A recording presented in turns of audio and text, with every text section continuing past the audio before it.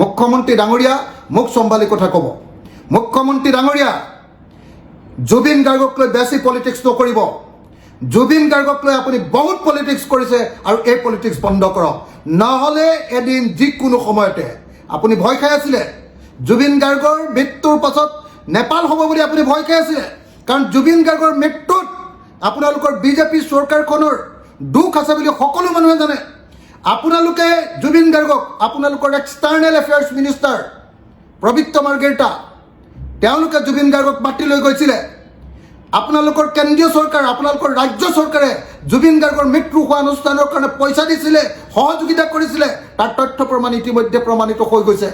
আপোনাৰ পত্নীয়ে জুবিন গাৰ্গৰ অনুষ্ঠানত নৰ্থ ইষ্ট ফেষ্টিভেলত গৈ আপোনাৰ পত্নীয়ে তাতে আপোনাৰ ফেশ্বন শ্ব'ত অংশগ্ৰহণ কৰা বুলি, ফেশ্বন শ্ব'টো চলোৱা বুলি অভিযোগ উত্থাপন হৈ আছে। আৰু আপোনাৰ পত্নীয়ে জুবিনদাৰ মৃত্যুৰ পাছতো তাতে নৰ্থ ইষ্ট ফেষ্টিভেলত ফেশ্বন শ্ব' চলাই আছিলে বুলি অভিযোগ উঠিছে। এতিয়ালৈকে আপুনি তদন্তলৈ কিয় পত্নীক আনিব পৰা নাই?